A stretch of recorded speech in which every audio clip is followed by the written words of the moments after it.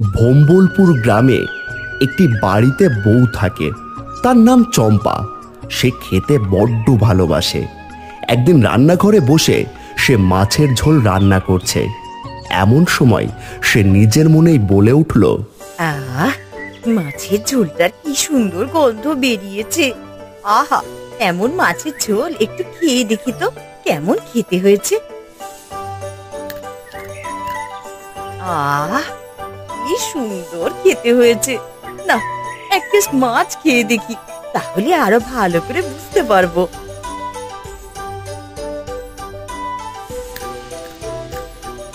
মাছের ঝোল আর মাছ খেতে খেতে সে প্রায় কড়াই থেকে অর্ধেকটাই খেয়ে ফেলল। এমন সময় তার হঠাৎ করে মনে পড়ে যায় এই মাছের ঝোল দুবেলার জন্য তৈরি করা হয়েছে। ই বাবা, আমি তো প্রায় অর্ধেকটাই খেয়ে ফেললাম। এখন কি হবে?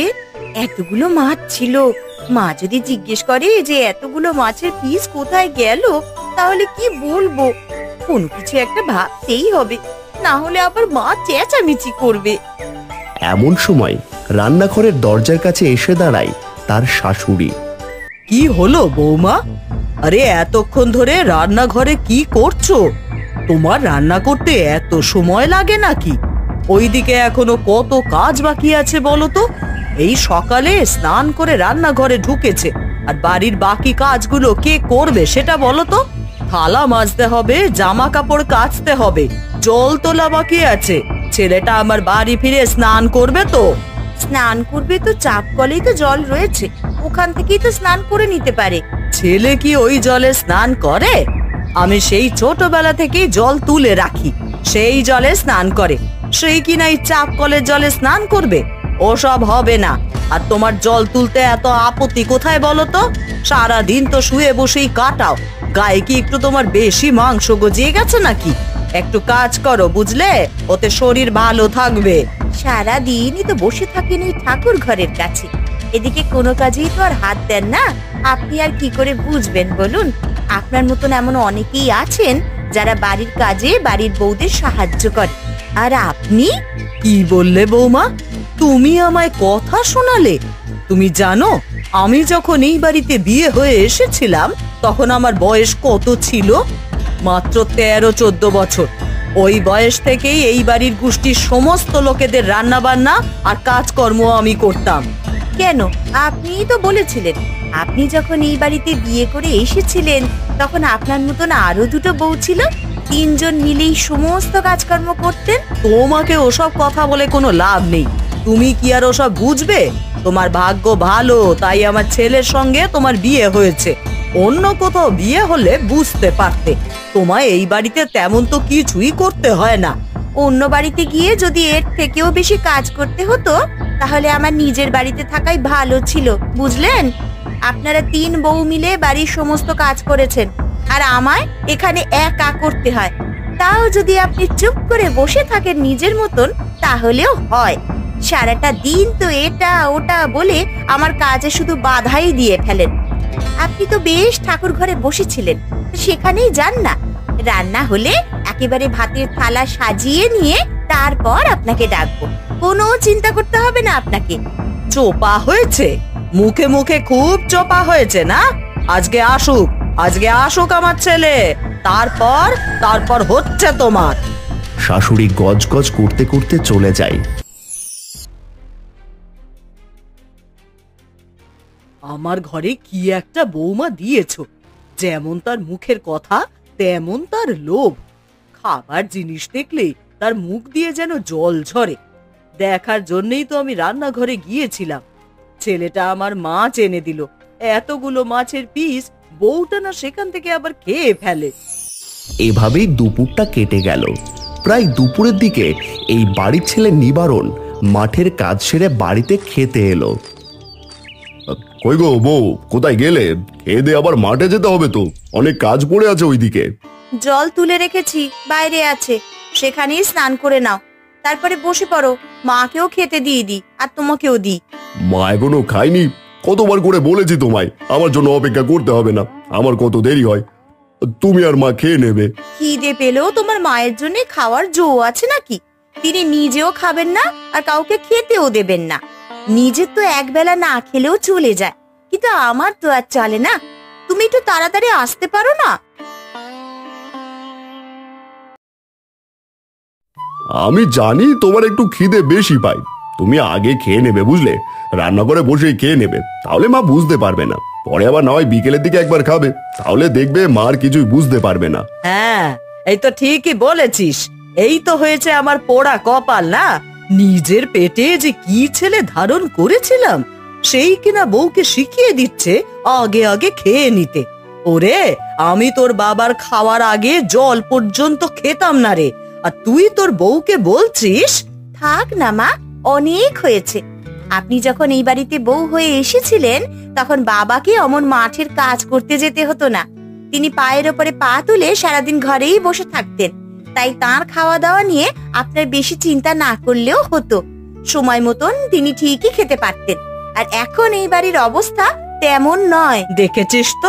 দেখেছিস তো বাবা, তোর বউ কেমন মুখে মুখে ঝগড়া করে, আর তুই আমায় বলিস আমি নাকি ওকে বেশি বেশি বলি।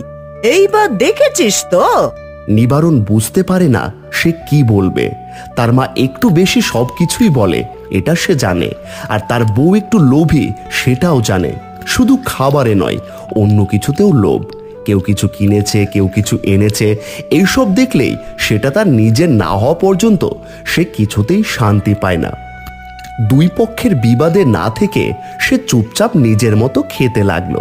খেতে খেতে বউকে বলল, বউ একটা কথা শোনো, পাশের বাড়িতে হারাধন হাঁস কিনেছে বুঝলে, অনেকগুলো হাঁস কিনে এনেছে বাজার থেকে। সেই হাঁসগুলো একটা করে ডিম দেয়, আর সেই ডিম প্রত্যেকদিন হারাধন আর তার বউ খায়। প্রত্যেকটা হাঁস অন্তত একটা করে ডিম দিলে অনেকগুলো ডিম হয়ে যায়। আমি ভাবছি বাজার থেকে আমিও একটা হাঁস কিনে আনবো বুঝলে। হারাধন হাঁস কিনেছে যখন তোমাকেও হাঁস কিনতে হবে। তুমি কালকেই কিনে আনবে, না হলে আজ সন্ধেবেলায় হাটে গিয়ে কিনে আনবে।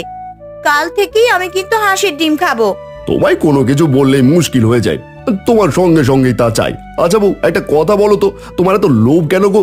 লোভ করতে নেই বুঝলে, যার যেটুকু আছে তাই নিয়ে সন্তুষ্ট থাকতে হয়। তুমিও আমাকে লোভী বললে? আমাদের বাড়িতে আমরা ছিলাম 5 বোন, আমি ছিলাম মেজো। ছোটর থেকে কখনো কোনো কিছু ভালোভাবে পাইনি, খেতেও পেতাম একদম শেষে। তরকারি থাকতো না, মাছ থাকতো না, অথচ আমি খেতে ভালোবাসতাম। ভালো জামা পেতাম না, ভালো কোনো কিছুই পেতাম না। বিয়ের পর ভেবেছিলাম এই বাড়িতে এসে একটু সুখ পাবো। তোমার মা সবকিছুতেই যেমন ভাবে চেঁচামেচি করেন, কোনো কিছুই ভালোভাবে করতে পারি না। একমাত্র তুমি আছো যার কাছে আমি সব কিছু বলতে পারি, তাও তুমি আমায় লোভী বললে। ঠিক আছে, আর কখনো কোনো কিছু আমি আর চাইবো না। আহা, তুমি এমন ভাবে ভাবছো কেন? আমি ওই কথা বলিনি, আমি শুধু বলেছি বেশি লোভ করলে কিন্তু বিপদে পড়তে হয় বুঝলে। এমন অনেকেই আছে যারা লোভ করতে গিয়ে বিপদে পড়েছে, আমি চাই না তুমি কোনো বিপদে পড়ো। কথা বলতে বলতে নিবারণ তার বউয়ের দিকে তাকায়। বউ লজ্জা পেয়ে মাথা নিচু করে। খাওয়া দাওয়া সেরে আবার মাঠের উদ্দেশ্যে রওনা দিল। চম্পা সে দেখল তার শাশুড়ি ঘুমিয়ে পড়েছে।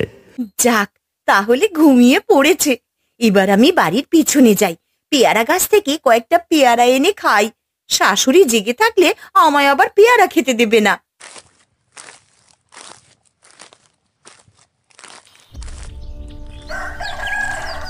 চম্পা বাড়ির পেছনে গিয়ে পেয়ারা গাছ থেকে কয়েকটা পেয়ারা পেড়ে সেখানে বসে খেতে থাকে।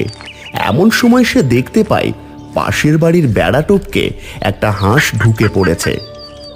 আরে, এটা হারাধনদের বাড়ি থেকে আসছে না? তাহলে উনি ঠিকই বলেছিলেন, হারাধনটা হাঁস কিনেছে। কিন্তু এই হাঁসটা যখন আমার বাড়িতে এসেছে তাহলে এটা আমার। কথাটা বলেই চম্পা উঠে গিয়ে খপ করে হাঁসটাকে ধরে, আর তারপর সেটাকে নিয়ে ঘরে চলে আসে।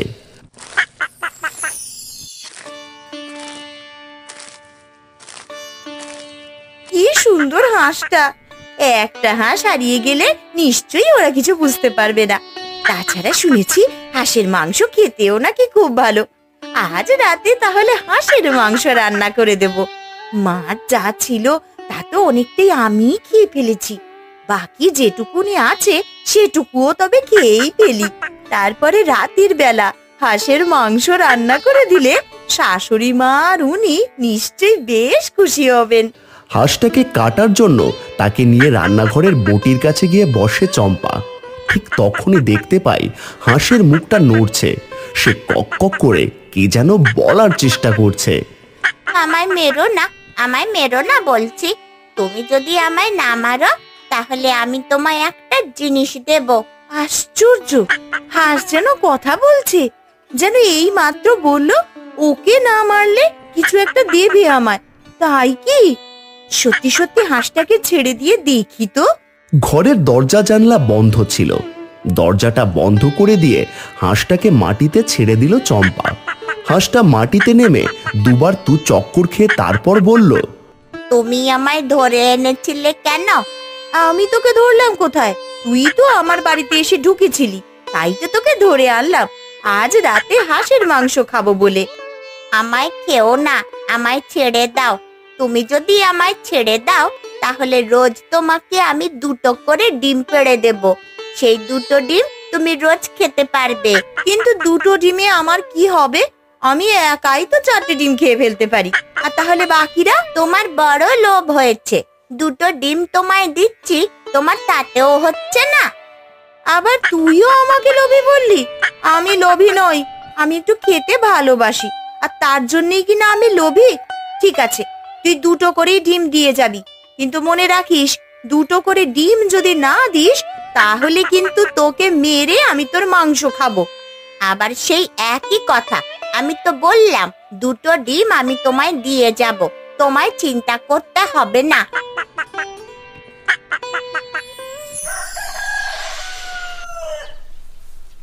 এরপর থেকে সেই হাঁসটা প্রত্যেক দিন 2টো করে ডিম দিয়ে যেত চম্পাকে। এ কথা কেউ জানতো না, বুঝতে পারতো না কোনো কিছুই। প্রত্যেক দিন ডিম খেতে লাগলো নিবারণের পরিবার। অনেকগুলো হাঁস জমেছে বাড়িতে, প্রত্যেকদিন তারা অনেক ডিম দিচ্ছে। আর ডিমগুলো নিয়ে যদি হাটে বেচে দিয়ে আসি তাহলে তো কিছু টাকা পাওয়া যায়, সেই টাকা দিয়ে অন্য কিছু কিনে আনা যাবে। কিন্তু ডিম আবার বিক্রি করতে যাব কেন? আমরাই তো ডিম খাচ্ছি। তাছাড়া বৌমা ডিম খেতেও ভালোবাসে, যদিও অত ডিম খাওয়া ভালো নয়। তবুও দেখ কি করবি, আর বৌমা কি বলে সেটা দেখ। আমি আর কি বলবো? আমার কথা কি এই বাড়িতে কেউ শুনেছে? হাঁসগুলো ডিম দিচ্ছে, আমি একটু ডিম খাচ্ছি, তাই কারো সহ্য হচ্ছে না। তাই ওই ডিমগুলো এবার হাটে বিক্রি করে দেওয়ার কথা হচ্ছে। তোমাদের হাঁস তোমরা যা ভালো বোঝো করো, গে যাও। কি হলো ব্যাপারটা? আমি তো কিছুই বললামই না, এত রাগ হয়ে গেল কেন? আগেই তো তোকে বলেছিলাম তোর বউয়ের মেজাজ খুব একটা ভালো থাকে না, কেন আবার জানি না। রাতে ওর সঙ্গে কথা বলে দেখতে হবে, তাহলে আশা করি আর কোনো চিন্তা থাকবে না। তুমি চিন্তা করো না মা, ও যেমন একটুতে রাগ করে তেমন একটুতেই সবকিছু ঠিক হয়ে যায়। আমি আজ রাতেই দেখছি। নিবারণ উঠে চলে গেলে রানী বসে বসে ভাবতে থাকে, বউটা কয়েকদিন ধরেই এমন করছে। আগে মুখে মুখে কথা বলতো, তর্ক করত, কিন্তু এখন সেটাও করে না। কি যে হয়েছে কিছু বুঝতেও পারছি না। ওই পাশের বাড়ির হারাধনের বউ যেদিন তার ওই সোনার হার এনে দেখিয়ে গেল, তারপর থেকেই এমনটা হয়েছে। ও আবার না আমার ছেলেটাকে বলে বসে এমন সোনার হার তৈরি করে দিতে। মেয়েটার লোভ গেল না এখনো। রাতের বেলায় বিছানায় শুয়ে রয়েছে নিবারণ। তখনই চম্পাকে নিবারণ বলল, আরে কি হয়েছে আমায় বলবে তো? তুমি আমায় বলো তোমার মন খারাপের কারণ কি? আমার মন খারাপের কোনো কারণই নেই। তুমি আর তোমার মা তো আমাকে লোভী বলেই মনে করো। বলো, যদি আমি কোনো কিছু বলি তাহলে আবার তোমরা আমায় লোভী বলবে, তাই আমি আর বলতে চাই না বাবা। আহা বলো না, আমি তো বলেছি সব ঠিক হয়ে যাবে। পাশের বাড়ির হারাধনের বউ 2 দিন আগে আমাদের বাড়িতে এসেছিল, আর তখন 2 দিন আগে হারাধনের বউ একটা সোনার হার নিয়ে দেখাতে আসে চম্পাকে। এই দেখ চম্পা, আমায় আমার স্বামী কিনে দিয়েছে। দেখেছিস তো কত সুন্দর সোনার হার হয়েছে আমার। এর দামও তো নিশ্চয়ই অনেক হবে। এত দামি হার তোমরা কিনলে কি করে গো? আরে ওর জমানো কিছু টাকা তো ছিল, তাছাড়া ওকে বলতে ওর জমির একটা অংশ বিক্রি করে আমায় এই হার কিনে দিয়েছে। জমি তো আমরা আবারও কিনতে পারবো, কিন্তু এই হার আমার অনেক পছন্দ হয়েছিল। তবে এই হারটা আমি কিনতে চাই বলে ও আমার কথায় ওই জমিটা বিক্রি করতে কিন্তু একবারও ভাবেনি। তোমার ভাগ্যটা অনেক ভালো গো, তাই তুমি এত দামি হার পেয়েছো। আমার ভাগ্য এত ভালো নয়। আমি এমন কথা বাড়িতে বললেই আমায় লোভী বলবে, বলবে আমি লোভ করেছি। আরে মেয়ে মানুষের সোনার গয়নাতে তো একটু লোভ থাকবেই। লোভ থাকবে না এটা কি আবার হয় নাকি রে? লোভ করতে হয় বুঝলে, না হলে আবার কোনো কিছু পাওয়া যায় না। এই যে এই আমি বলে বলে জোর করেছি বলে তবেই না এটা পেয়েছি, তা না হলে কি আর এমনি এমনি আর দিত? পুরুষ মানুষগুলো এমনই হয়, জোর না করলে কোনো কিছু পাওয়া যায় না। না গো না, এমনিতেই চাষের অবস্থা ভালো নয়, তার উপরে এখন সংসারে টানাটানি চলছে। এখন এসব কথা কি করে বলি বলো তো? আরে সংসারে টানাটানি ও তো সব সময় থাকবে, সারা জীবন থাকবে। এই সুযোগে করে ফেলো, না হলে একটা বাচ্চা কাচ্চা চলে এলে তখন কিন্তু আবার এইসব করতে পারবে না। চম্পা কথা শেষ করতেই নিবারণ দেখতে পেল তার চোখে জল। আরে তুমি কাঁদছো কেন? কি হলো আবার? আমার এই শখ কোনো দিনও পূরণ হবে না। ভেবেছিলাম বাবা মায়ের কাছে এত দুঃখে বড় হয়েছি, বিয়ের পর নিশ্চয়ই আমার সব দুঃখ ঘুচে যাবে, আমি যা চাইবো তার সব কিছুই পাবো। কিন্তু এখন বুঝতে পারি এক দুঃখের বাড়ি থেকে অন্য দুঃখের বাড়িতে এসে পড়েছি। এই কথা তোমার মা শুনলে আমার 14 গোষ্ঠী তুলে বলবে যে আমি নাকি এমনি এমনি তোমার মাথা খেয়েছি, আর এখন সোনার গয়না কিনে সমস্ত কিছু শেষ করে ফেলতে চাই। হারাধন মহাজনের কাছে তার জমির একটা অংশ বন্ধক রেখে টাকা নিয়েছিল, আর সেটা শুনেছি, কিন্তু বিক্রি করে দেয়নি। আমিও জমিটা বন্ধক রাখতে পারি। তাছাড়া এখন চাষের অবস্থা ভালো নয়, এমনি আমার টাকা লাগবে, তাই বেশি করেই টাকা লাগবে। তাতে তোমার গয়না হয়ে যাবে, আর আমার কাজটাও শেষ হয়ে যাবে। তারপর না হয় একটু একটু করে সমস্ত টাকা শোধ করে দেওয়া যাবে। সত্যি কথা বলছো তো? কিন্তু তোমার মা যদি কিছু বলে তখন তো বলবে যে আমার জন্যই নাকি এসব কিছু করেছে। মা এসব কিছুই জানতে পারবে না, তুমি মাকে কিছু না বললে তাহলেই হবে। মায়ের সামনে তুমি এই গয়না পরবে না কিন্তু, আর যদি পরো তাহলে বলবে বাপের বাড়ি থেকে পাঠিয়েছে। ঠিক বলেছো, তাহলে তুমি কালই মহাজনের কাছে জমি বন্ধক রাখো। হারাধনের বউ বলেছে সোনার গয়নার দোকান ওই হাটের কাছেই রয়েছে, ওই হাটের কাছেই সোনার গয়নার নাকি আরো অন্যান্য দোকান আছে। পরদিনই নিবারণ যখন ফিরে আসে তখন তার হাতে একটা লাল রঙের কাপড়ে জড়িয়ে রাখা থাকে।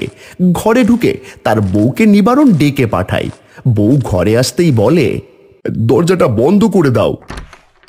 আর এই দেখো, এই বাক্সের মধ্যে তোমার সেই হার রয়েছে। হ্যাঁ ওমা, সত্যি সত্যি এটা তো সেই হারটা। তুমি তুমি আমার জন্য এই হার সত্যি নিয়ে এসেছো। দেখো তোমার ফসল এবার সত্যিই খুব ভালো হবে, আর তারপরে মহাজনের সব টাকা তুমি শোধ করে দিতে পারবে। বিয়েটাই যেন হয়। মহাজন আছে, 3 মাসের মধ্যে ফসল যদি না আসে তাহলে বিপদে পড়বো। 4 মাসের মধ্যেই মহাজনের টাকা শোধ করে দিতে হবে, না হলে জমিটা আমাদের হাতে নাগালের বাইরে চলে যাবে। কি সুন্দর হারটা, আমি খুব খুশি হয়েছি গো। তোমার মাকে কিন্তু বলবে না হারটা আমি লাল শালুতে মুড়ে এই বাক্সের মধ্যে ভরে এই যে এইখানটায় রেখে দিলাম। হ্যাঁ, মেয়ে মানুষের গয়নার প্রতি এত আকর্ষণ কিসের কি জানি। এই তো থাকে ঘরের আলমারিতে, আর না হলে গায়ে বন্দি হয়। সোনার জিনিস নিয়ে মেয়ে মানুষের এত কেন মাতামাতি করে সে কথা আমি বুঝি না বাপু। ওর থেকে তো লোহা দামি, লোহা দিয়ে কত কাজ হয়, আর সোনা দিয়ে কিচ্ছু হয় না, শুধু শুধু এত টাকা। যাই হোক, তুমি খুশি হয়েছে যখন, ভালো নাও। নিবারণের কথাগুলো চম্পার কানে ঢোকে না। সে তখন সোনার গয়নার আনন্দে খুশি হয়ে থাকে। এখন যে আমি কি করব সেটাই বুঝতে পারছি না। ফসল তো সব জমিতে শুকিয়ে গেছে, এমন দশা হবে যে সে কথা কে জানতো। এখন যদি মহাজনের টাকা সব দিতে না পারি তাহলে। মহাজনের টাকা? কিন্তু কিসের টাকা? ও একটা প্রয়োজনে মহাজনের কাছ থেকে টাকা নিয়েছিলাম, সেই টাকা সব দিতে হবে। আমার কাছে টাকা আছে ওই 1000-5 মতন, তা সেই টাকা আমি তোকে দিয়ে দেবো। কত টাকা নিয়েছিলি? অনেক টাকা নিয়েছিলাম, 5000 টাকায় কিছু হবে না। সত্যি করে বল তো বাবা, এত টাকা নিয়ে তুই কি করেছিস? তোর তো এত টাকা দরকার ছিল না। নিবারণ সমস্ত কথা তার মাকে খুলে বলতেই তার মা বলে, বৌমা, বৌমা, কোথায় কোথায় তুমি? তাড়াতাড়ি এইখানে এসো। এত বড় সর্বনাশ করেছো আমাদের। কি হয়েছে মা, চিৎকার করছেন কেন? চিৎকার করব না? তুমি এতগুলো টাকা খরচ করে সোনার গয়না বানিয়েছো, অথচ আমাকে একবারও বলনি। আর সেই টাকা জোগাড় করতে গিয়ে আমার ছেলে মহাজনের কাছে জমি বন্ধক রেখে এসেছে। এখন যদি 1 মাসের মধ্যে টাকা দিতে না পারে, তাহলে ওই জমি চলে যাবে। তখন তখন ওই সোনার গয়না খেয়ে থাকবে। কিন্তু আমি তো ভেবেছিলাম ফসল ভালো হবে, ফসল থেকেই টাকার সমস্ত কিছু শোধ করে দেওয়া হবে। আমি কি করে জানবো যে এমনটা হয়ে যাবে? আমার কি দোষ মা? তোমার অনেক দোষ আছে। তোমার দোষ হলো তোমার ওই লোভ। তুমি যেমন খেতে ভালোবাসো, খাওয়ার জন্য লোভী, তেমন জিনিসের জন্যও লোভী। হারাধনের বউ যেদিন সোনার গয়না দেখাতে এসেছিল, সেদিন ও চলে যাওয়ার সময় বলেছিলাম ওই সোনার গয়না আমাদের বাড়িতে বিপদ ডেকে আনবে, আর সেইটাই হলো। কিন্তু আমি এখন কি করব মা? একটা উপায় আছে। সোনার গয়না বন্ধক রেখে টাকা নিয়ে মহাজনকে দিয়ে দে।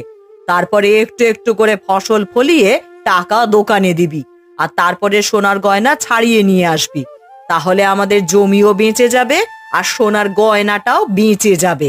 বৌমাকে যখন শখ করে কিনে দিয়েছিস, সেই গয়না আমি পুরোপুরি হারাতে দেব না, চিন্তা নেই। চম্পা শাশুড়ির পায়ের কাছে হুমড়ি খেয়ে পড়ে কাঁদতে কাঁদতে বলে, আমার ভুল হয়ে গেছে মা, আমি অনেক বড় ভুল করে ফেলেছিলাম। আর কখনো আমি এমন ভুল করব না। আপনার সমস্ত কথাই আমি শুনবো। বৌমা, তোমায় আমি একটু বকাবকি করি, কথা শোনাই, সবকিছুই করি ভালোর জন্যে। তুমি হয়তো মনে করো আমি হয়তো ওই বাকিদের মতন দজ্জাল শাশুড়ি, কিন্তু তা কিন্তু আমি নই। আমি হারাধনের বউয়ের মুখে শুনেছি তুমি তাকে বলেছো আমি নাকি দজ্জাল। কিন্তু সত্যি বলছি, তোমরা যাতে ভালো থাকো, সুখে থাকো, সেই চেষ্টাই আমি সব সময় করি। আর কখনো এমন ভুল করব না মা। আপনি যা বলবেন সেইভাবেই সব হবে। আমি এক্ষুনি যাচ্ছি ওই গয়নাটা বন্ধক রাখতে, তারপর সেই টাকা নিয়ে জমিদারকে দিয়ে দিচ্ছি। চম্পা রানী ঘরের দাওয়ার কাছে শুকনো মুখে বসে থাকে। অনেকক্ষণ পর নিবারণ যখন ফিরে আসে, তখন তার মুখে হাসি। ভগবান আমাদের সঙ্গে আছে মা। আমি মহাজনের কাছে গিয়েছিলাম, মহাজন বলল ওই গয়নাটা তার কাছেই বন্ধক রাখছে, ওই জমি নিচ্ছে না। জমির জন্য যে টাকা নিয়েছিলাম সেই টাকা আস্তে আস্তে করে শোধ করে দিলে ওই গয়না আবার সে ফিরিয়ে দেবে। ভগবান মুখ তুলে চেয়েছেন। মহাজন ভালো মানুষ, তাই এত বড় কথা বলেছেন, বুঝলে বৌমা? এবার তোমরা ভালো করে সংসারে মন দাও, দেখবে এমন একটা নয়, অনেক অনেক সোনার গয়না বানাতে পারবে। নারীর সব থেকে বড় অলংকার তার সোনার গয়না নয়, তার পরিবার, বুঝলে বৌমা? চম্পা অবাক হয়ে যায়। তার দজ্জাল শাশুড়ি আজ তাকে এত ভালো ভালো কথা বলছে। তার চোখে জল আসে। সে এগিয়ে এসে তার শাশুড়িকে জড়িয়ে ধরে। নিবারণ খুশি হয়, এতদিনে শাশুড়ি বৌমার পুনর্মিলন ঘটেছে।